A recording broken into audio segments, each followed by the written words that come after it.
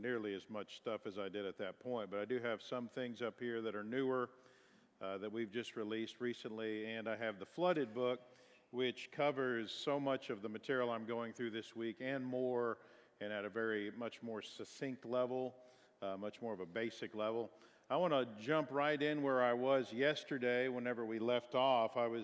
We were talking about the flood, what actually happened in this event, what we can learn from both scripture and science. And I was going through some evidences that show that the flood actually had to have been a global event, even though some people try to argue it must have been local. Really, scientifically, there's no doubt about this. This had to be a global event. And I left off mentioning this idea of a mega seismite, and I wanted to camp out here for a little bit before we finish off this flood section and jump into the lesson I had intended for tonight. A couple of years, it was 2014, 2016, I had the opportunity to travel to Wyoming and participate in two field expeditions for several days out there, traveling up to eastern Wyoming with Dr. Kurt Wise, who's a Harvard paleontologist, young earth creationist, and we were studying the Lance Formation. And Kurt Wise actually studied under the late Stephen Jay Gould, who I actually quoted from a couple days ago in our first session.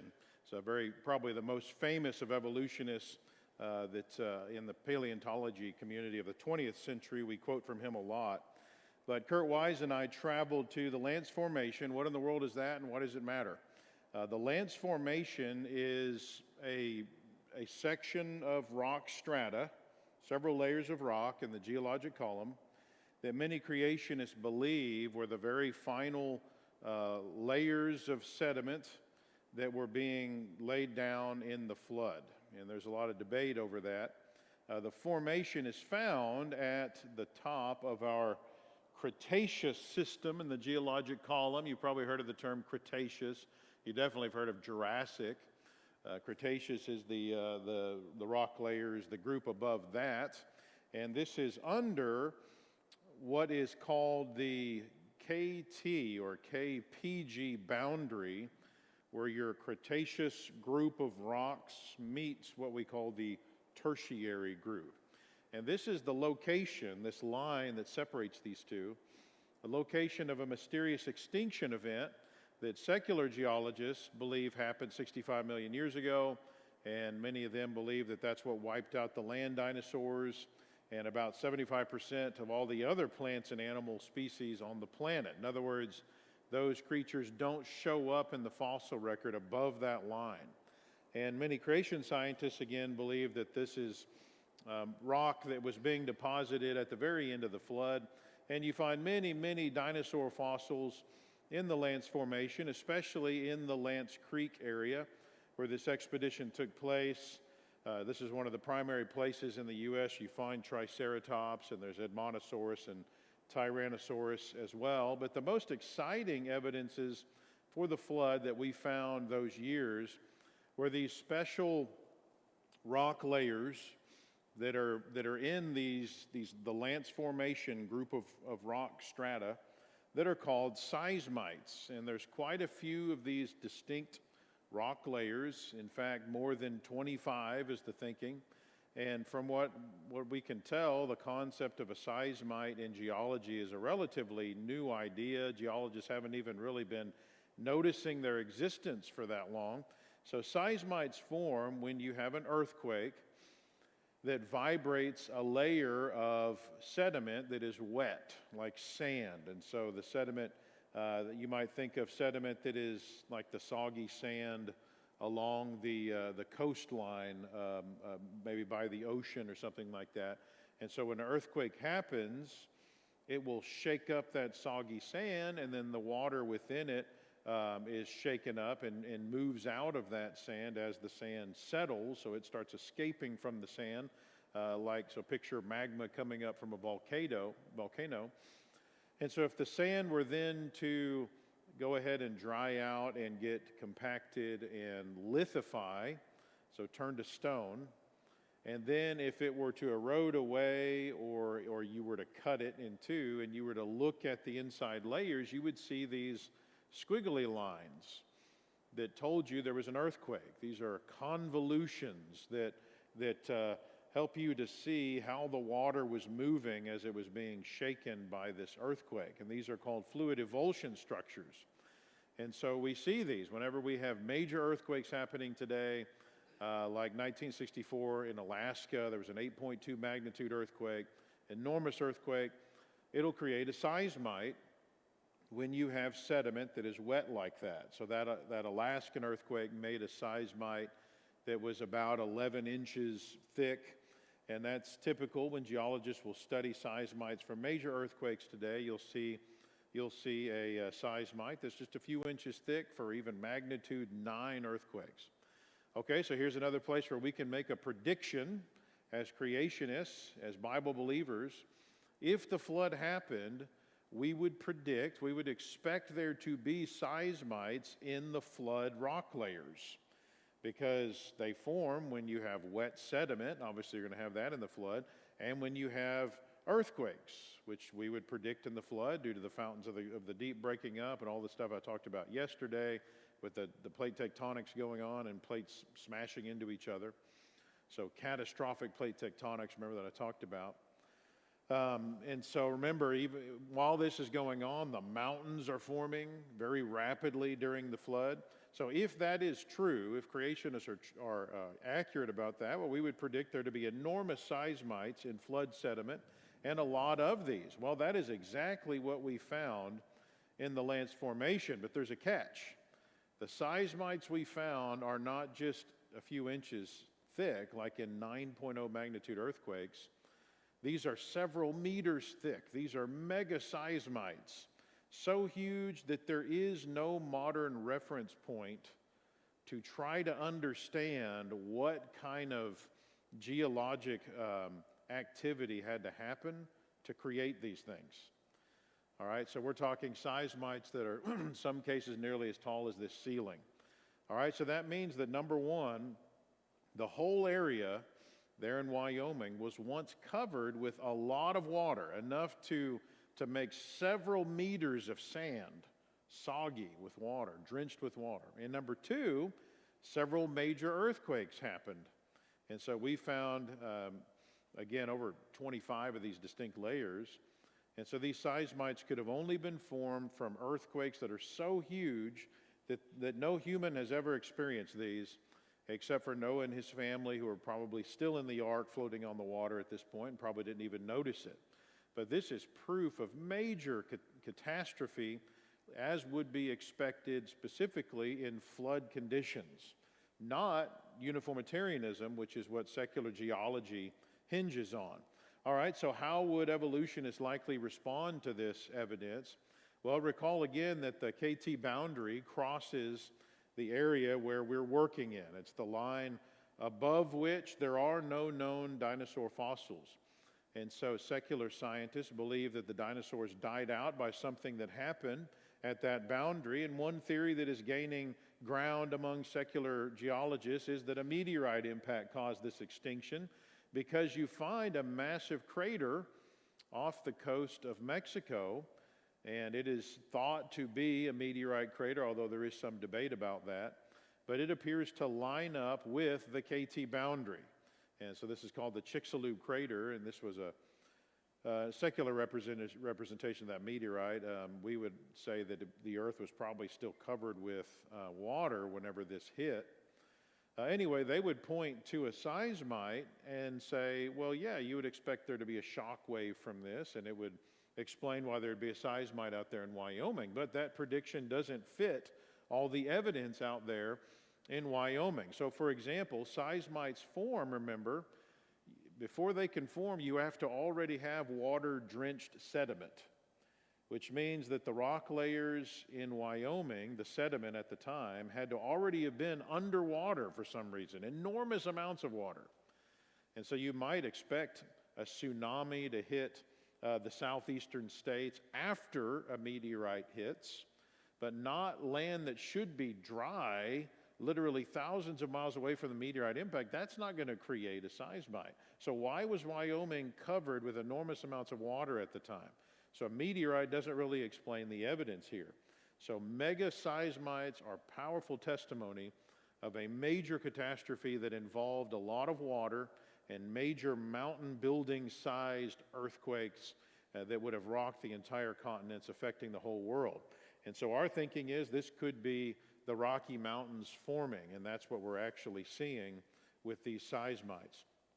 All right, other evidences that the flood was global, starting at the Cambrian explosion, so at the very beginning of the fossil record, to all intents and purposes, what we call your Paleozoic layers. Remember, this is where creationists believe the flood started.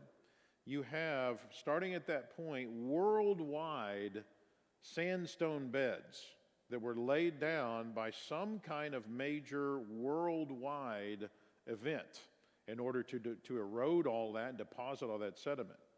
And then you can follow those layers across, you can follow them across the whole U.S., first of all, and then jump over the ocean, and then the same layers continue on into Europe. So these are not localized beds of sediment like you see higher in the layers of the geologic column after when we believe the flood happened. No, these are worldwide beds. And they begin at the Cambrian explosion, exactly as you would expect if the flood started there. And then you see similar worldwide beds that continue up through the geologic column to the point at which the flood is thought to end by many geologists, just above your Mesozoic rock layers. So basically after the dinosaurs. And also, sedimentary rock is the dominant rock type throughout all of these worldwide layers. Sedimentary rock being rock that is generally agreed to be formed by water activity. So it's exactly what you would expect to be the case. And then you have pockets of igneous rock, for example, from all of this tectonic activity going on as well. But sandstone and sedimentary rock going across the entire planet is exactly what we would expect. All right, now when you move from science and we start considering whether the flood was global from a biblical perspective, then the Bible simply doesn't leave room for a local flood interpretation either. So very quickly notice, if it was a local flood, then why in the world do you even need to build an ark and take dozens of years? Why not just leave the area? And why bring animals from all over the place if this is local, where you're getting representatives of every living thing of all flesh, the text says? I mean, why do that if it's local? I mean, God's the one actually bringing the animals, remember, to Noah anyway, or sending them to him. So why not just send them out of the area? And how would the ark be able to stay afloat for several months if this is just a local flood? How could the biblical terminology describing the water as covering the high mountains that are under the whole heaven, how can that be describing a local flood? How could water even get high enough locally to cover the mountains if the flood wasn't greater in its extent? How could the biblically stated purpose of wiping man from the face of the whole earth be accomplished with a local flood? If the flood was local, then isn't it true that God lied when he promised never to again destroy the earth with a flood in the way he did? Okay, if he's talking about local floods, well, local floods occur all the time, but not a flood like the one that's being implied here. And then also, Peter used the universal destruction of the earth and the flood to describe what judgment day will be like. And so if the flood isn't going to be universal, if it's just local, then logically, wouldn't judgment be that way as well? And also, why would the seasons have been affected, where you have seed time, harvest, winter, summer, day and night, all stopping during the flood? That doesn't sound like the effect of a local flood. And then you have, what about the fact that the dove was not able to find a resting place for the sole of her feet whenever she was sent out? So the Bible just doesn't leave room for a local flood interpretation. Either the Bible is right and there was a global flood, or not, and there's no reason to question what the Bible says on this scientifically. So the flood, a very different portrait than the one we may oftentimes think of whenever we picture in our minds what would have occurred during this event. This was no pleasure cruise for Noah and his family. The more I've studied this event, the more I kind of cringe whenever I see depictions of, this sweet little ark with all the animals on there, and all the kids are like, yay, I want to be there. And it's like, no, you really don't. And we don't want to forget why this event happened. This is no pleasure cruise. It is terrible. If anything, a more accurate depiction than even this would be that the water would be a lot more red. That would be more accurate. We're talking immense amounts of blood being spilled by what occurred in this event. But isn't it amazing what you can learn about the flood from science? I think this is fun, but it's also alarming because remember, God didn't want the flood forgotten about. Is that you, Jamie? You can go ahead and get the next one ready. I mean, the flood tells us things about God, his feelings about sin, his concern for those who are striving to live righteous lives. And so this is an event that we would not want to forget. We would do so to our detriment if we did so. All right, let's go ahead and jump into the next one here. So we, just as a brief little review, remember I mentioned the first world idea. I could actually present a lot of material over what we can learn about the first world as God created it in Genesis 1, but we didn't really get to camp out there much. I think I did cover that maybe last fall, so you can go back and look at that on, I think there may be videos of that from last fall.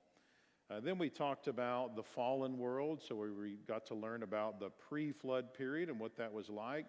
And then we learned about the actual flooded world that is described there in Genesis 6 through 9. And so now I want to talk about the aftermath of this event. And it's amazing what all we can learn about what happens due to the flood. So on the same day that the waters began to decrease, the ark is said to have rested in the mountains, plural, of Ararat. And the waters continued to recede for another 4 months. And during that period of recession, we know that the retreating flood waters would have catastrophically eroded many of Earth's canyons, though not all of them. We'll talk about Grand Canyon if we have time here in a moment. After 9 months, on the first day of the 10th month, Noah could see the tops of various mountains. And then after another 40 days, he sends out a raven and a dove. And then he waited another week, sends the dove out again. And after it returned, he waits another week, sends the dove out again. This time the dove doesn't return. He waits about another month, and then he removes this covering from the ark and sees that the surface of the earth is now dry. And after another almost 2 months, again, this does not sound like a local flood, right? The earth finally had completely dried, and so they leave the ark. And so the timeline, as given in the text, is apparently based on the Jewish calendar, which reckons time based on the lunar year, which has a 354-day year. And so based on the text, you have about a year and 11 days that pass from beginning to end. And so when you convert that to the solar calendar, you find that from beginning to end, Noah and the other passengers left the ark after 1 solar year, so 365 days. Noah and his family, so 8 people exit the ark, and from those 8 people, they repopulate the entire earth. So genetically, we all have a portion of Noah's genes in us and a portion of his wife in our blood, regardless of our ethnicity. Now, whether or not the wives of Noah's sons, Shem, Ham, and Japheth, we don't know if they were part of Noah's family, whether they were sisters, they may have been cousins, they may have been from Cain's lineage for all we know. It's uncertain, the Bible doesn't say. They could have been Sethite or Cainite, but depending upon if they were in Noah's family, then the portion of our genes that can be all of us traced solely back to Noah grows that much more. So unless all 8 survivors were in Noah's family, then it can't be said that genetically all of our blood came directly from Noah and his wife. So the passengers from the ark, they exit and they find a completely different earth from the one that they experienced before the flood. Remember that Peter says that the world that then existed perished. And there's no doubt a lot more meaning than we typically ascribe to that. When you think about, remember how I described the pre-flood world as apparently more like a single land mass. There might have been some islands as well. Some creationists are doing some thinking about that. And the animals were totally different as well. We got a totally different environment that now the earth, passengers of the ark come out and experience. This chart gives the lifespans of the patriarchs as recorded in Genesis 5 and Genesis 11, and notice the approximate 900-year lifespan before the flood, with the exception of Enoch and Lamech. And then notice the gradual drop in lifespans after the flood. And so the Genesis 11 genealogies, which pick up after the flood, it's really not quite as clear-cut as the Genesis 5 genealogies. And we've got an article on that on our website. But this seems to provide some evidence for the fact that apparently something is very significantly different about the earth immediately after the flood. You've got probably a major environmental difference here, and it's actually affecting humans genetically.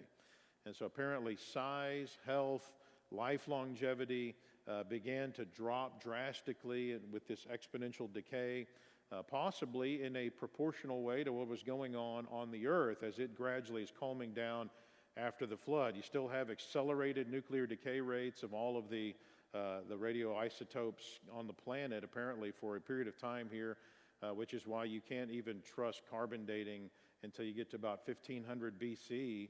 And finally, by that point, things have calmed down enough where we can start trusting the dating methods after that. And as further evidence of this major change that apparently occurred, Genesis 9, verses 2 through 3 says that animals would begin to fear and dread humans. Apparently they didn't before, and this possibly indicates something different about the nature of animals as well, or at least how they're responding to humans and their environment, which God apparently worked in triggers environmentally that caused things, even animals, to respond differently than they did before the flood. And this is a hot area of creation biology where they're studying a lot of things that were going on in biology, which are pretty amazing. And it's a huge area of study going on with a lot of unanswered questions. You also see God first mentioning, authorizing a carnivorous diet for humans, which you would think might lead to animals fearing humans. Now, whether or not there were some humans and animals eating meat before, we don't know.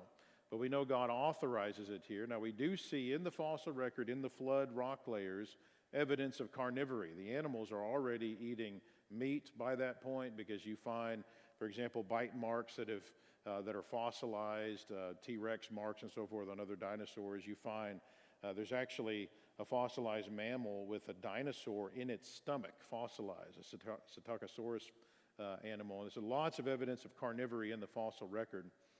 It's also unclear as to whether, again, that humans were necessarily eating meat or not, but so you can't really state with certainty one way or the other on that.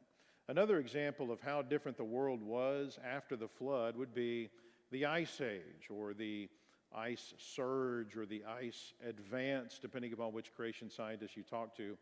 We find a lot of evidence on the earth after the flood and the rock layers immediately after the flood that indicate that on a large portion of the earth, the land surface of the earth was once covered with ice. In fact, 30% of the land, as opposed to today, which is about 10%.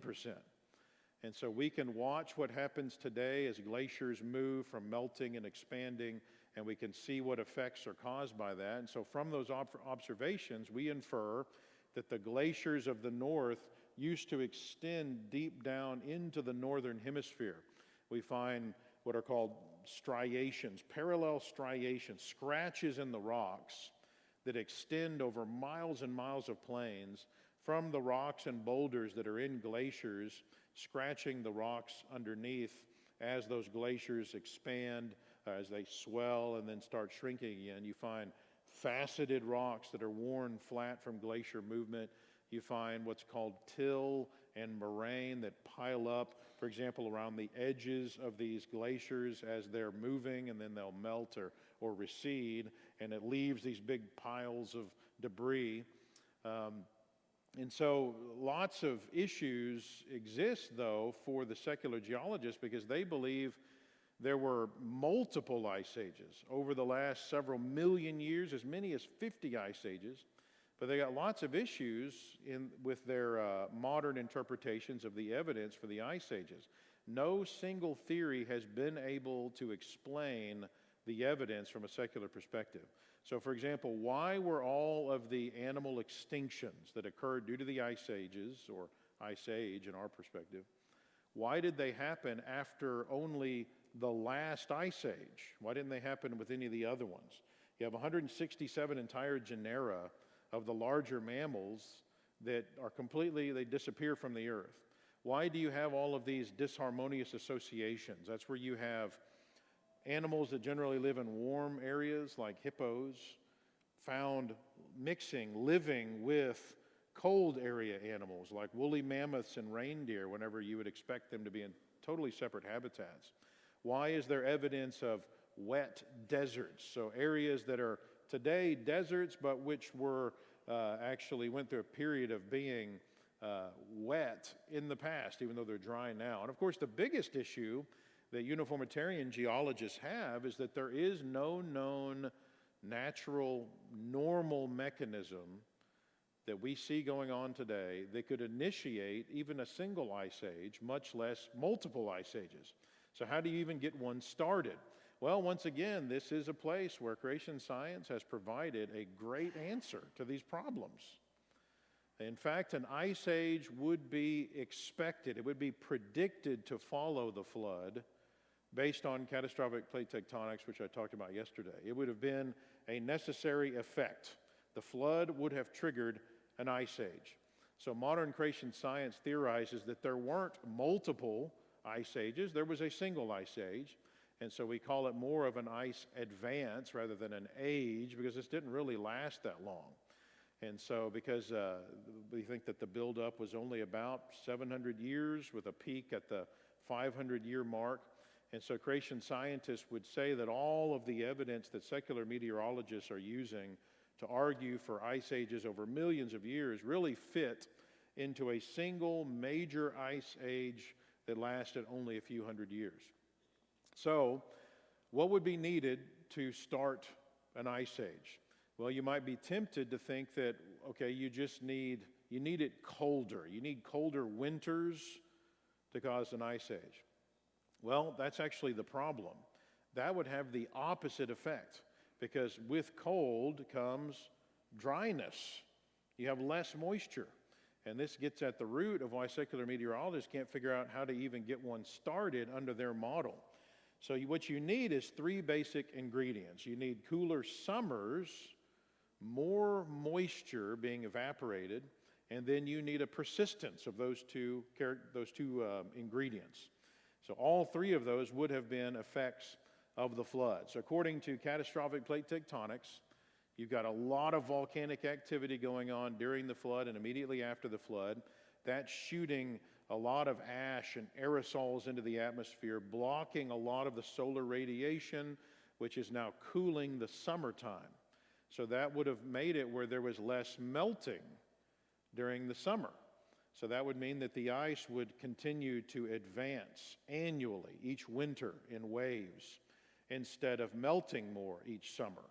So eventually that's going to cause more and more extinctions towards the end of that single ice advance. Now you've got the animal habitats being threatened.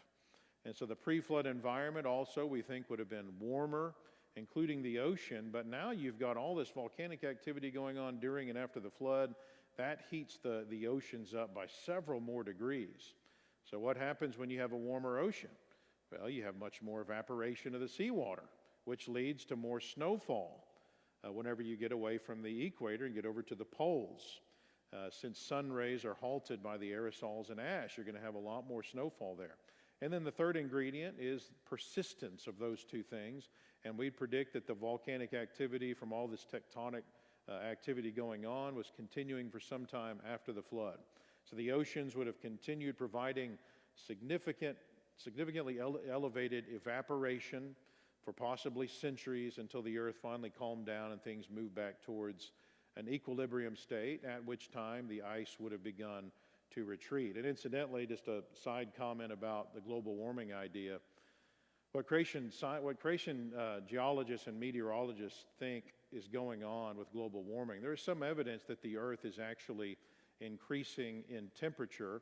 It hasn't been proved that humans are the primary cause of that. It hasn't been proven that it's even bad if it is actually happening. But one of the interesting things that, like Kurt Wise thinks, he thinks that we're actually still, the Earth is still recuperating from the flood. That essentially the ice is still moving back to a totally melted state the way it would have been before the flood. So interesting concept, and so it begs the question, why in the world would you want to stop it from getting back to a pre-flood climate? But anyway, towards the end of this primary melting period of the Ice Age, catastrophic melting would have been predicted to occur with huge amounts of water forming lakes, even in areas that are now deserts, which explains the past wet deserts. So as the lakes grew from that, as the lakes began growing from the melting of these glaciers, then many of the dams, the natural dams that were holding the water in these makeshift lakes, would be expected to breach, therefore causing the rapid formation of canyons. And this is something that even secular geologists acknowledge happens today whenever you have this kind of lake forming. Secular geologists, for example, argue that the Lake Missoula flood was a flood from an ice age, known to have occurred due to the failure of those natural dams. And it caused immense destruction, including a 50-mile long trench that was from 1 to 6 miles wide with walls up to 900 feet high, carved out of a solid rock. Geologists estimate that 10 cubic miles of basalt from this trench was eroded rapidly by catastrophic flooding from Lake Missoula. And Grand Canyon is believed by many creation scientists to have been formed in this way due to the Ice Age period. The evidence suggests that the layers of the Grand Canyon were deposited during the flood, and then the carving occurred rapidly during the ice advance period. And so, you know, the Grand Canyon is probably the most often used evidence against the Bible's depiction of how old the earth is. And so it's worth parking here for a few minutes, and I want to discuss the Grand Canyon from an apologetic standpoint, but also because it has some major Ice Age implications. So in 2015, I was able to go on 2 creation field trips and was able to bring along one of our summer interns, Noah Eisenhower, to help out. And if there's any teens, by the way, that are interested, especially going into science and college, I'd encourage you to talk to me about possibly doing an internship with me and going with me when I go to creation conferences and going into the field and doing field work too. But we were able to travel into the Grand Canyon for several days by raft with the leading creation Grand Canyon geologist, Dr. Stephen Austin, not the wrestler.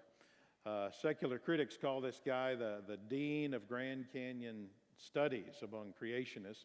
And so we went with him to study the canyon and learn about evidences of the flood and how the Grand Canyon formed from a biblical young earth perspective. So again, the Grand Canyon is notoriously used to try to argue for an old earth. And so geologists, secular geologists, will look, for example, at how long it takes sand particles to build up on these desert sand dunes today, and they compare that process of deposition to the sandstone layers, for example, in the Grand Canyon. And they determine that based on the sand deposition rate today and the thickness of those sandstone layers in the Grand Canyon, well, hey, it must have taken millions of years for those canyon layers to form. And then they add to that the assumption that in between each of those sediment layers, there were long periods of time where there wasn't much buildup of sediment, and instead there was more erosion by wind and lakes and rivers and so forth. And so we were able to go into the canyon with this expert to study evidence that refutes that.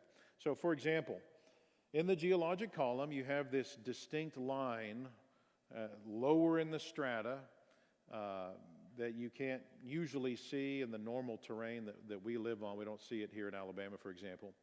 But a line that sits, this is a line that sits right above your Precambrian strata, and it dates with conventional methods as being about 500 million years old. In the canyon, those Precambrian strata the strata that are below that the Cambrian layers are tilted as though they were lifted up by some colossal force. And then all of a sudden, they're cut off horizontally by this erosion surface that extends not just through the Grand Canyon, but all the way across the continent, and even jumps over and keeps going across the whole planet. And then starting at that line above that, boom, you have this sudden explosion of fossils in those layers, fully formed without any evolutionary history. We looked at this on Sunday night, right? The Cambrian explosion. So the explosion of life preserved as fossils that appears at the base of the Cambrian strata, and you can see this in different places. Here it is at the Grand Canyon. You also can see it at the Garden of the Gods in Colorado. And so that line is known as the Great Unconformity. And again, it stretches across the planet. And I was able to, again, see this with my own eyes at the Grand Canyon with Dr. Austin there. So clearly something significant happened at this point in history that affected the entire Earth. Well, that line represents what creation geologists overwhelmingly believe to be the beginning of the flood. And here are some of the evidences of that you can study in the Grand Canyon. You might remember from Earth Science class, I'm sure that was your favorite class back in middle school, that you have different kinds of rock on the Earth. You've got your three big kinds, your metamorphic, igneous, sedimentary. And sedimentary rocks, remember, are mainly formed by water. And so we can make a prediction about the Grand Canyon that would support the creationist perspective if it bears out when you go and study the Grand Canyon. The layers above the Great Unconformity in the Grand Canyon should be predominantly sedimentary, except in places where you would have lava from below the Great Unconformity that comes up and forms igneous rocks here and there. You might have some metamorphic in places where there was some reheating. But for the most part, you're going to expect sedimentary rock. Well, sure enough, the layers above the Great Unconformity in the Grand Canyon are all made of sedimentary rock, exactly as we'd predict. So secular geologists counter and they say, well, sedimentary rock like sandstone there at Grand Canyon can also form from wind processes. And that'd be expected in a desert-like environment, which is what they predict to have been the origin of the sandstone layers in the Grand Canyon. But we would make another counter prediction about those rocks in the canyon. We'd predict that if a flood covered the earth and that's what formed those layers, then you should find fossilized marine creatures that were pushed from the ocean, remember, onto the land. Well, sure enough, marine shell fossils from ocean creatures are found throughout the Grand Canyon, like the famous nautiloid beds, and they're found oriented in a way that suggests they were buried in a catastrophic process that involved rapidly moving water, not a calm ocean over millions of years. You find sponges, again, aquatic creatures. Another evidence, there are fossilized animal footprints on the canyon sandstone layers. And so were they made in a desert environment from creatures walking on dry sand or on underwater sand? Can we know? Well, scientists have studied these footprints and compared the two kind of footprints you'd expect in those two environments. And they found that there's no doubt that these footprints were actually made by creatures that were walking underwater when they made these tracks, not in the desert. Scientists also have studied the difference between sand dunes that form slowly from wind in the desert and the similar sand dunes that we call sand waves that are made rapidly due to water processes when you have water transporting sand. Sand dune angles have a large range, but sand wave angles tend to be much more consistent, about 20 degrees, which is what matches the Grand Canyon sandstone angles, suggesting that the Grand Canyon sandstone layers were formed underwater. Other scientists have determined that if a sand wave is made under deeper water, that sand wave will tend to be taller than one made under shallower water. Well, the Grand Canyon has sand waves that are 30 to 60 feet high, meaning that the water depth that formed these must have been 150 to 300 feet deep. So deep water, moving quickly, remember. And scientists are also able to determine from those numbers that the water that formed these sand waves must have been traveling at 3 to 5 feet per second. So extremely high speeds, like tsunami type conditions, which remember you would expect while catastrophic plate tectonics is going on, you're expecting major tsunamis to be rocking the west coast, which at that time Arizona may very much have been at that located there. So the evidence shows that the layers of the canyon were formed rapidly in the flood, but could there have been a lot of time that passed between each of these cake layers, which is what evolutionary geologists argue? So let's think about that for a moment. Imagine making a cake, and so if you were to make your bottom layer, and ladies, I'm sorry, I don't know anything about making a cake, so just bear with me here. If you were to make the bottom layer, and then you put icing on it, and then you immediately make another layer to go on the top of the first one. I assume this is how you do it. The two layers would connect to each other smoothly. You'd expect it to be pretty flat and horizontal. Not if I did it, but people that know what they're doing. Now let's say you opened up the kitchen window and you put the cake out on the windowsill to cool before it hardened. Maybe, I don't know, do you do that? And then you go ahead and you leave it there, open to the air, for a few weeks, and you go out of town. What would you expect to happen to the top layer of that cake now? Well, what would it look like? So when you come back and you decide, I'm going to go ahead and finish this cake, I don't want to waste it. You guys awake? Okay, so I'm going to go ahead and finish this cake. What is the top of that second layer going to look like? Okay, well, some of it may have molded or disintegrated from decaying. Some of it may have been eaten by insects. If it rained a lot, got the cake wet, there may even be little riverbeds in the cake where the water was running off of it. So if you went ahead now and made another layer and put it on top of the second, and now you look at the side profile of that cake, you're going to notice that it's not going to look like a straight horizontal line. It's not going to be smooth.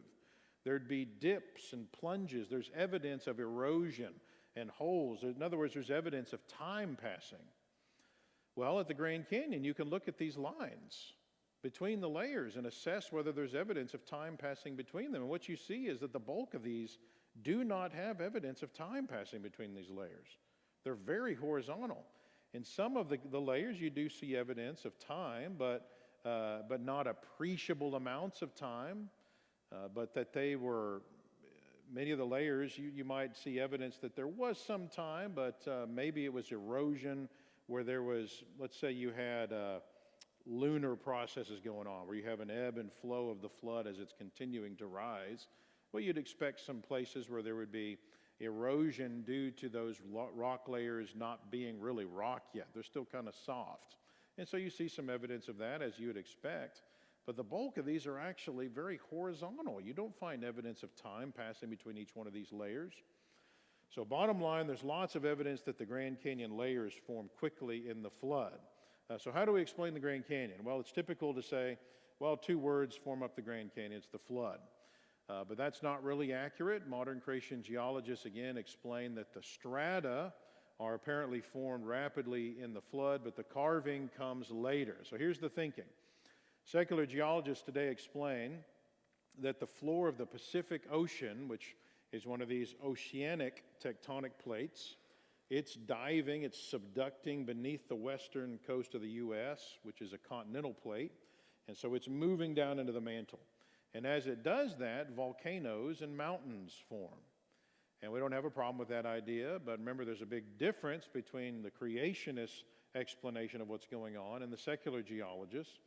Remember, we would say that during the flood, this process was going on very quickly, on the order of meters per second instead of centimeters per year like it is today. And so that process would have caused large amounts of material piling up on the west coast. It would have caused mountains to have been forming over there, like the Rockies, for example.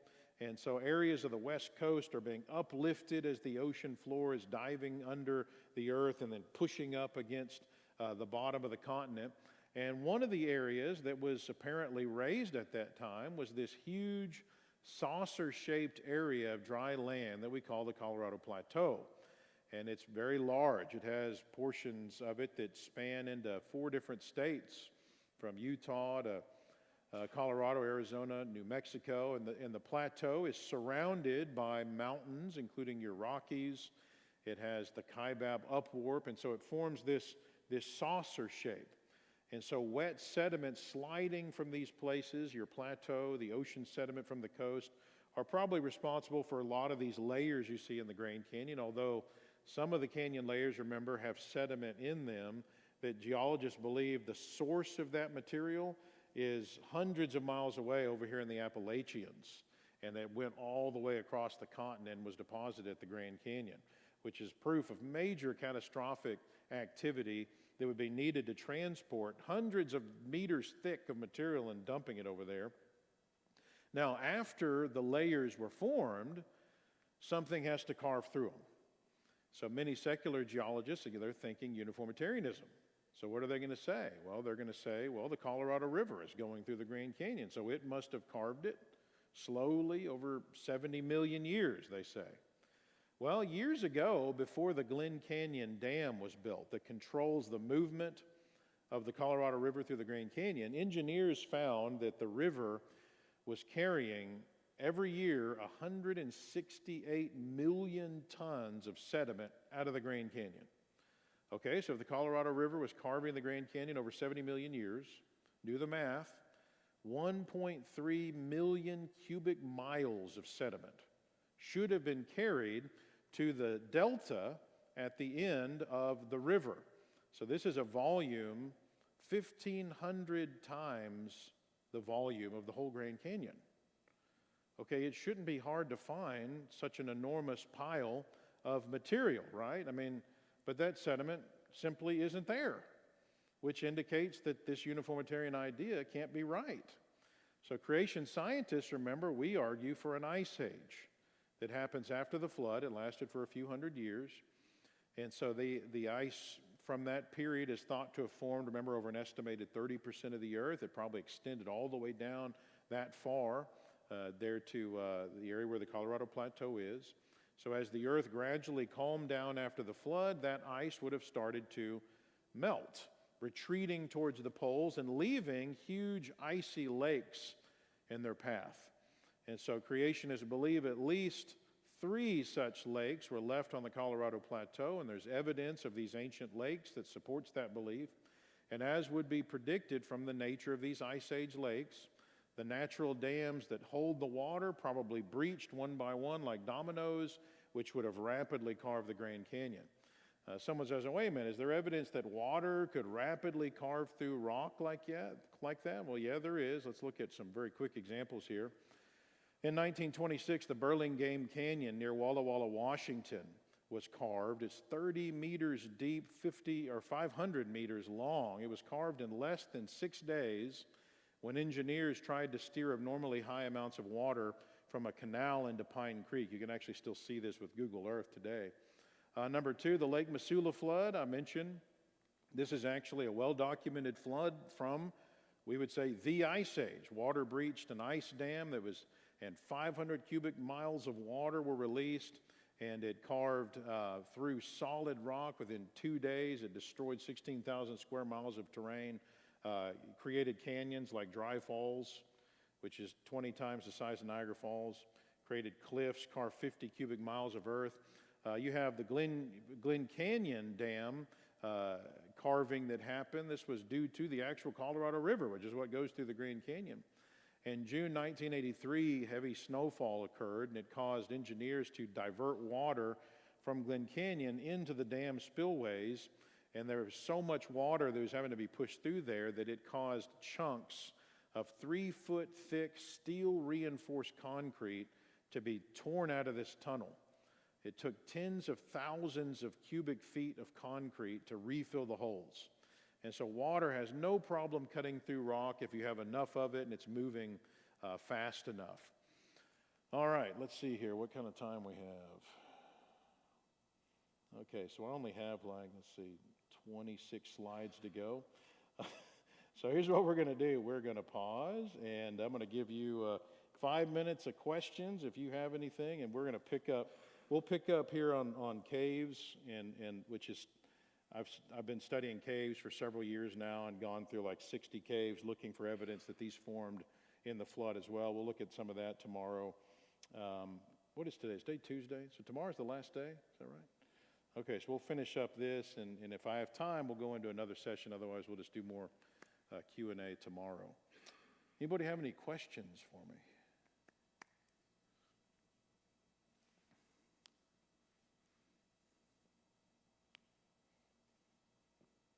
I know you do.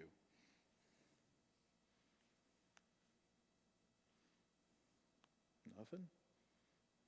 I'm shocked. Oh, yeah.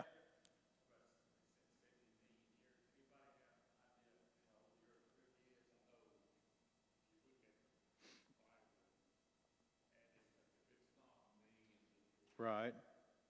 So do we know how old the Earth actually is? So what they would say, what the secular geologists would say is, it seems like it was roughly 4 billion years is what they would say.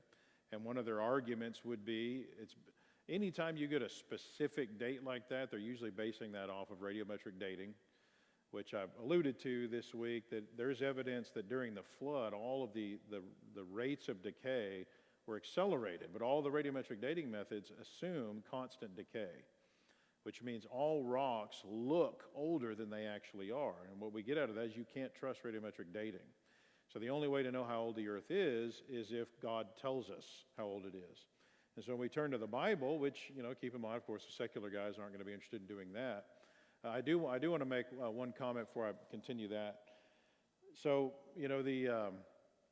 one of the big hang-ups that I think the secular world has with the biblical creation perspective is that in their thinking, we have a blind faith.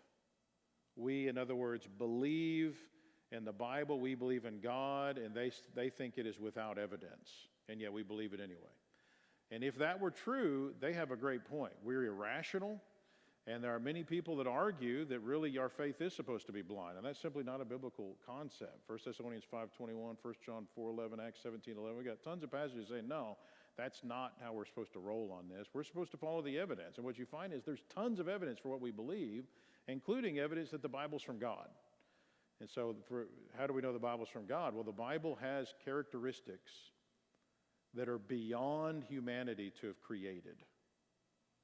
They're divine attributes. So we have positive evidence that the flood happened from the Bible, and we know that the Bible's from God because it has self-authenticating characteristics.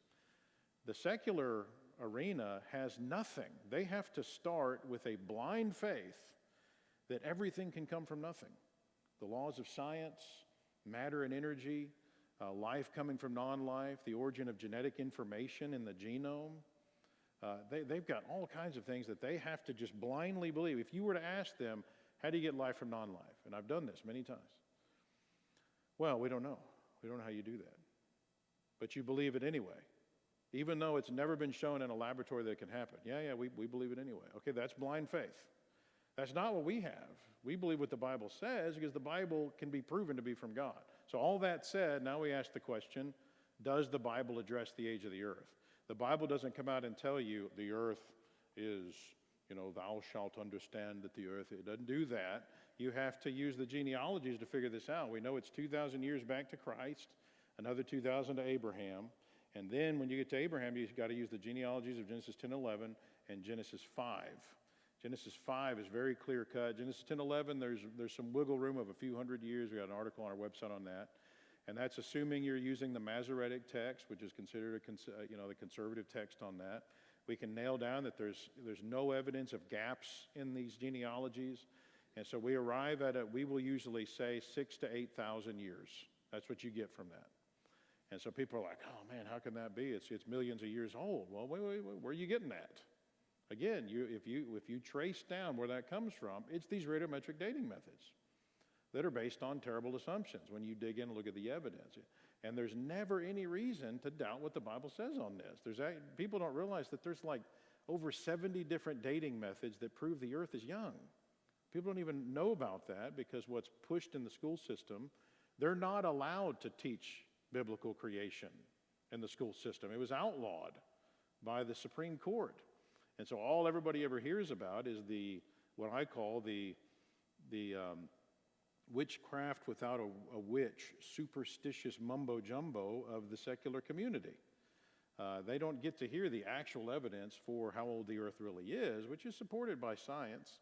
Not that science is ultimately irrelevant in it because the Bible makes it clear. Look, I wouldn't make a big deal out of the age of the earth being young if I didn't feel like the Bible speaks on this in so many different ways that I feel like we got to teach what the Bible teaches. The Bible teaches this, and which means science is going to support it. It always does. It's just a matter of interpreting the science properly without all the hidden assumptions that you see in the secular arena. That's probably way more than you wanted to talk about, but yeah.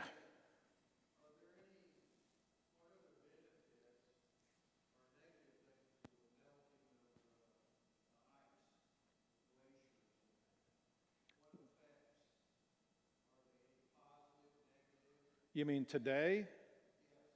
Okay.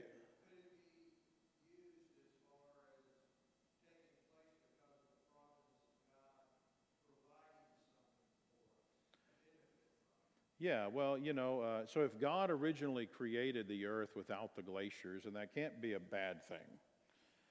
So we know why the glaciers are building, and it's very possible that the pre-flood world did not have any land mass at the poles, and so you wouldn't have even had glaciers. Would there be anything positive about all the glaciers melting? So I don't even know what all that would be. I know one thing that would be great. You know where most of the wickedness in our country is? It's along the coasts. And guess what would happen if all of the glaciers melted? They would have to move. They would get dispersed like in Babel, which is what God really intended. That would get dispersed out where they wouldn't be all congregated over there. But anyway, that might seem kind of harsh. But that's one positive that I actually see. For right now, that's one reason why there's big pushback, I think, about the idea of the melting. Because a lot of those people that are pushing back are coastal people, and then people in the big cities. Those are pretty much kind of where most of the evil congregates. Now, just a little bit more on that global warming thing. So, when people argue, oh man, global warming is so terrible. More people die from the cold each year than the heat, right?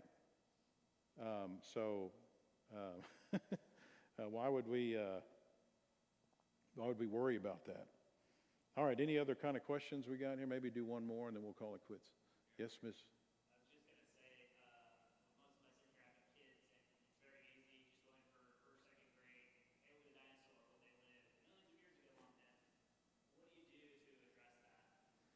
What do I do to address?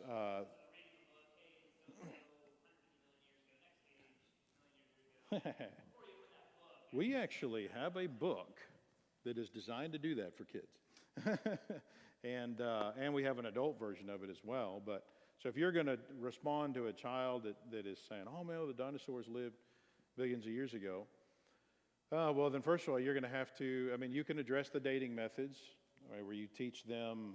This is why they're saying that. It's because the KT boundary has rock there that when you date it with radiometric dating methods, it comes out, I say 65 million years. Actually, what you find is none of the dating methods agree with each other. And usually you use one method because it's so expensive, but if you use multiple methods on the same rock, it will not yield the same age. There are some general trends, we can talk about that, but there's not actual absolute age that you can get. So you can talk about the dating methods, and then you can also talk about the many evidences that have been found that show that humans have interacted with these after the flood. Now, it's not in the form of fossils. You don't find any dinosaur fossils above the KT boundary, but you do find archaeological and historical and apparently biblical evidence of these creatures living after the flood. So you have historical stories of interactions between humans and these large reptilian creatures that are described by ancient respected historians, from Marco Polo and Josephus to others.